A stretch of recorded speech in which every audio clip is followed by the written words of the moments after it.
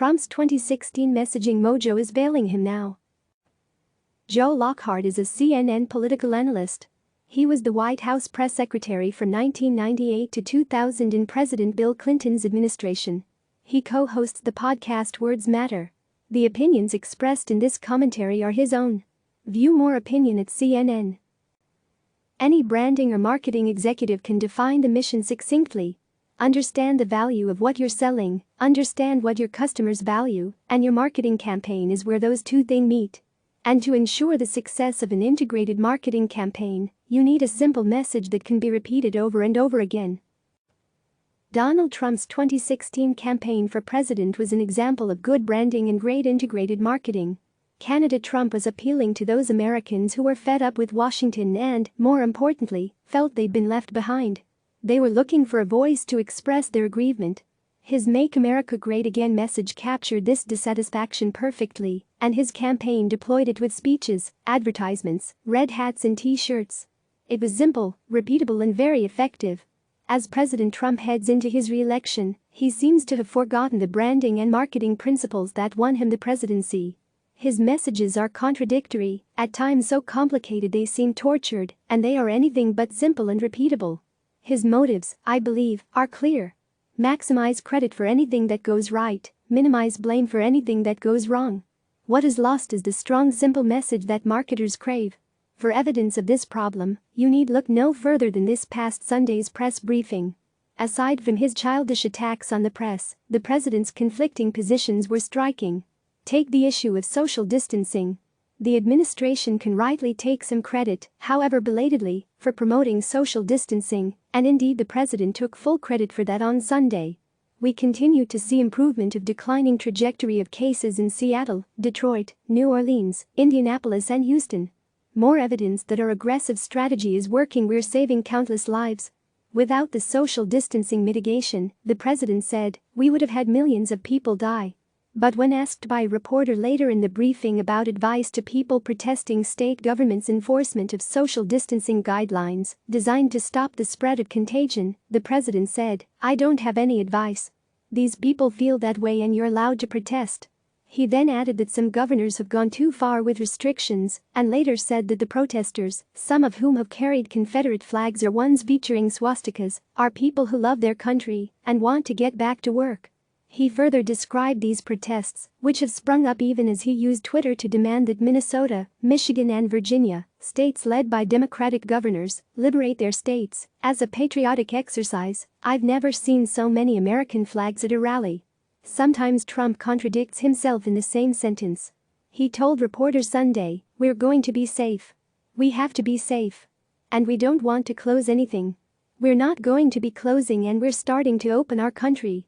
The success of the mitigation effort and the work done by the administration on social distancing is obscured by the president's oft-stated desire to open the country as quickly as possible, despite warnings of caution from public health officials. There's no better example of this message muddling than where the president is on testing.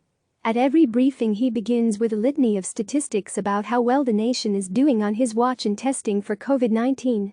And, on Sunday, he began by saying, as of today, we've tested 4.18 million Americans. That's a record for anywhere in the world. We're doing a great job. But then he opened up the discussion and shunted the issue on to governors. Some people believe in testing very strongly, and other people believe in it less strongly. But still, it's a very good thing to have testing as a local thing. Here again the president undercuts his self-congratulation on testing by arguing it may not be important, and if it is, it really is a local government issue. In fact, the news nugget out of Sunday's 90-minute briefing was the president saying, we also are going to be using, and we're preparing to use, the Defense Production Act to increase testing, swab production in one U.S. facility by over 20 million additional swabs per month. But before the briefing ended, the president had undercut his own positive message for his administration's response by saying, swabs are easy, adding later in all fairness, governors could get them themselves, they really could, all of this. The message here is the government drew on a rarely used power to force a company to do something that was easy. There is no subject that the president gets more tangled up with than China. It's clear that when he brings up China, as he did at Sunday's briefing in discussion of supply chains, the more important issue to him is trade and not the pandemic. I ran on China and other countries, the way they were ripping us off, and we ended up making an incredible deal with China for tens of billions of dollars of product. $40 to $50 billion to the farmers. Note that the discussion was about coronavirus, not a trade deal. So, we had a great relationship we had a very bad relationship with China. Then we had a good relationship because we made a great deal. It's a point the Biden campaign is already hitting. Many Republican operatives, including in Trump's own campaign, want to push a strong anti-China message as a way for him to avoid blame for the pandemic and paint former Vice President Joe Biden as soft on China. But the president steps on that message by continually coming back to the great trade deal he negotiated and with his refusal to disavow his earlier tweets praising President Xi Jinping. He further confuses things when he talks about how he knew early on this was a pandemic and quickly closed down travel from China. This ignores the reality that 38 countries moved on this before us, and that the president imposed travel restrictions on people coming into the US from China, not a full ban. Still, the president bragged, "We cut it off." People were amazed. These gentlemen, everybody was amazed that I did it. We had 21 people in a room, everybody was against it, but me, I was very early. But that message creates a larger problem for Trump. If he knew it was a pandemic before anyone and he cut off travel from China and later part of Europe, he must have concluded that the travel ban was the entire solution. That's because for the next month or so he downplayed the danger, saying everything was going to be fine, the virus was going to disappear magically, or when it got warm out.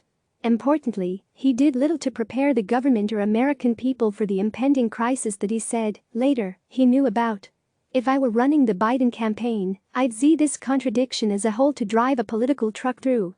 Already, judging from his dropping approval numbers in the CNN poll of polls, the president's approach is not working and may even be hurting. In the end, the president may thread the needle with these different messages for different audiences. He may have no choice since he refuses to acknowledge anything he or his administration has done wrong. But he'll do it without his strongest weapon in 2016. A simple, well-branded message that is repeatable and fully understood by his audience. Put another way, it's pretty hard to put on a red hat that says everything we did was great, everything that went wrong is the governor's fault, social distancing saved a million lives, but I wanted people back at work sooner, and it's China's fault, but they get a pass because we made a great trade deal.